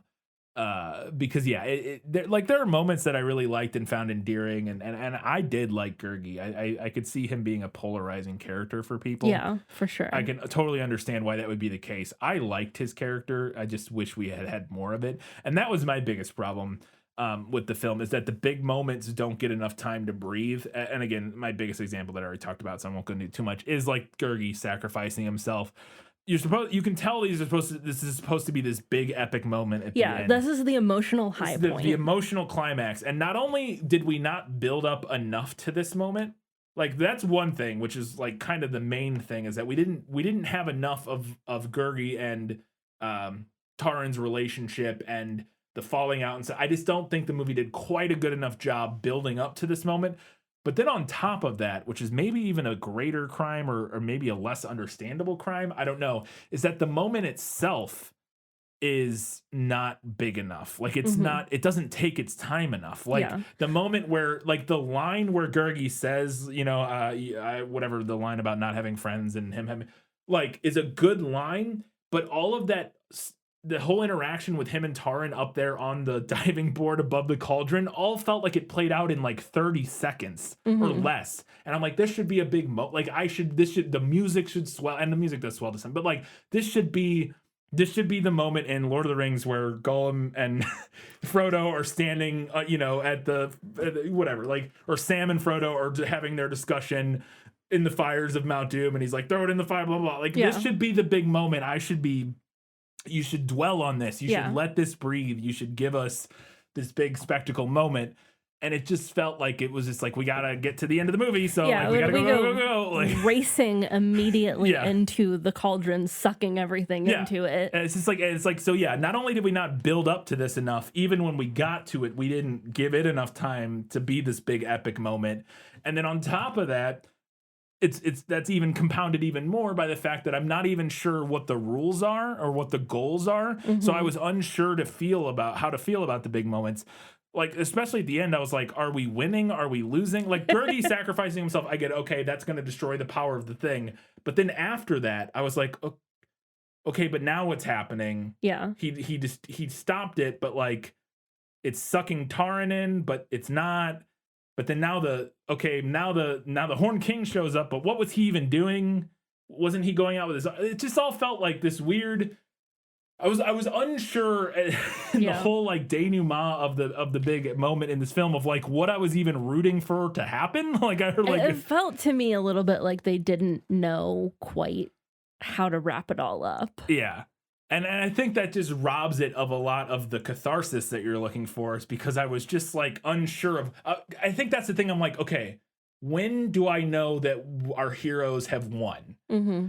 And I kept thinking maybe we had, but I wasn't sure. And then it kept going. Yeah. In a way that I was like, okay, but maybe now they've won. Well, and then the castle collapses. Even when the castle collapses, though, then the witches immediately show back up, and you're like, ah. And you're like, okay, so now what are they gonna do? And it just, I never felt like we had that moment where there should be this moment where, and you know, where the castle collapses. And maybe it doesn't have to be this on the nose, but it is a kid's movie. It can be this on the nose, where the castle collapses, they get to the shore, and maybe this did happen, and I just missed it, and people are screaming at me because you're like, idiot, this did happen.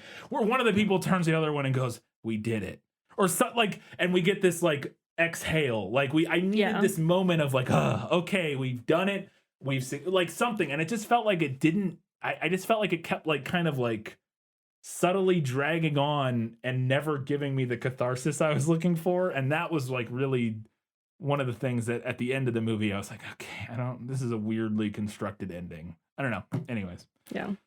No, you're right. It's a little weird. It doesn't really hit. I liked the art in the credits though. Yeah. I like the opening title, kind of like illuminated manuscript style thing. I thought that was cool too. Yeah, like I said, I liked a lot about this movie, and I didn't hate watching it, but it was just not a very well executed a film overall, in my opinion. But that's for Katie to decide in just a second in the final verdict. Before we get to that, we wanted to remind you can do us a giant favor by heading over to Facebook, Twitter, Instagram, or Goodreads, any of those social media platforms. Like, subscribe, follow.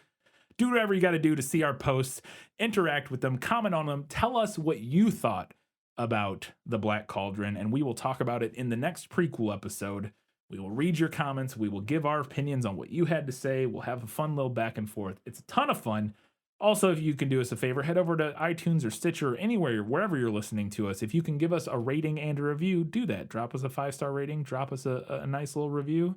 We'd really appreciate it. And then finally, if you really want to support us, you can head over to patreon.com/thisfilmislit. Give us a few bucks a month. At $2 a month and more, you get access to early access, which means you get the episodes like the night before, usually, maybe a little bit before that, but usually the night before they come out, and ad-free if we were to ever have ads, and a couple other, I think that's the main two things. At the $5 and up level, you get access to bonus content, where every month we put out an episode where we cover something that is not, based on a book. It's just kind of whatever we want to talk about. Last month we talked about Portrait of a Lady on Fire, and this month we're talking about Drop Dead Gorgeous, which we need to do soon. Yes. So we'll be recording an episode on Drop Dead Gorgeous. But yeah, we do all that kind of stuff. And then at the $15 and up level, you get access to priority recommendations. If there's something you would really love for us to talk about, or, for us to watch and do an episode on, if you support us for $15 a month, you can recommend that to us, and we'll throw it into our list or our schedule as early as we can. It'll still be a while, but it will be as early as we can get it in there. So yeah, those are all the ways you can help us out and support us. Were you going to say something? Yeah. Another thing that you get at all of the Patreon levels that we usually forget to mention is that we announce the episodes for every month. I always forget about that. In advance. That's at all levels. So yeah. Yes, at all levels. So you can subscribe for $2. And at the end of the month, we announce the next month's books and movies and the bonus episode. So if you like to read along with us and you more time, want to have more time to read and get a hold of things, that's a great way to do that. Yeah. Also on Patreon, you get reading notes, which I always forget about that too at every level, where when we're reading, we're making notes as we go, and we publish those reading notes on Patreon. So if you're a big reader and you wanted to see what we were thinking while we were reading the book, you can see our notes over there. So It's another thing you get. All right, Katie, it's time for the final verdict. Now, are you ready for your sentence? Sentence? But there must be a verdict first. Sentence first, verdict afterward. Here's what I have to give to the movie. Most of the changes that they made make sense on paper. The way that they attempted to Frankenstein the two books together makes sense. Cutting the majority of the book's characters makes sense. Having the Horned King stand in as the sole villain makes sense. Most of it makes sense. But it doesn't work. And the reason it doesn't work is because Disney tried to take a multiple book high fantasy epic steeped in rich folklore with a huge cast of characters and condense it down into an 80-minute film. The pacing is breakneck, the world building suffers, and the characters and relationships aren't allowed enough breathing room to fully develop. On the subject of the books themselves, I adored them. There are similarities to Lord of the Rings, and that's fair on two fronts. One, Lord of the Rings already existed when Lloyd Alexander was writing the Chronicles of Prydain, so he had probably read them. And two, Lord of the Rings also pulls from the same source material, the folklore and mythology of the British Isles. So there are going to be similarities. But don't get it twisted, they are different. I do think that this series would be perfect for anyone who loves the Lord of the Rings movies, but struggles with the density of the books. The Chronicles of Prydain hit all of the epic fantasy sweet spots without getting bogged down by extended descriptions of trees. But I digress. Not only are the books better than this movie, these books more than deserve another shot at a proper adaptation. And to that I say, get it together, Disney. Or somebody else. Somebody else Well, could buy Disney it. currently owns do the they rights. still own the rights? Okay. But if they could sell them to Sell the somebody. rights. I just want somebody, I want somebody so badly to give this series a proper shot at an adaptation. And especially right now, with as popular as epic fantasy stuff is, I think it could go over really well. Yeah. No, I agree. I'd be very interested to see another adaptation of this. Because again, similar to Last Unicorn, you can see the pieces. Maybe not quite in the same way, because I don't know. But yeah, I could definitely see the pieces, and I'd be very interested to see another adaptation of this. Katie, what's next? Up next, we are going to be watching a Netflix original movie called I'm Thinking of Ending Things. Is that a Netflix original? Yes, it is. Wild. I did not know that. We'll talk about this on the prequel. I'm looking forward to this one, but this is going to be a fun one. I have not seen this movie, but the things I've heard is that it's a wild ride. Yeah. It is based on a book I believe the author's name is Ian Reid. Don't come for me if I got that wrong. I think that's his name. Yeah. But yeah, it sounds very surrealist. Yes, like I said, from what I know of the movie, it's a Charlie Kaufman film, which this will be my first Charlie Kaufman film, which day by day I reveal the fact that even as a film major, I've seen so few of some very big movies that people are very surprised to hear that I haven't seen. Okay, in your defense, there are a lot of movies. There are a lot of movies. I've seen some of Eternal Sunshine, but not all of it. Anyways, so Charlie Kaufman, again, I'm very interested to dive into this because I've heard everything across the spectrum for this movie, from people saying it's one of the best movies they've ever seen and super fascinating, to other people being like, what is this garbage? So I can't wait. But that's going to be in 2 weeks' time. We'll be talking about I'm Thinking of Ending Things. In 1 week's time, we're previewing that movie, as well as getting all of your feedback and hearing what you all had to say about the Black Cauldron. Until that time, guys, gals, non-binary pals, and everybody else, keep reading books, keep watching movies, and keep being awesome.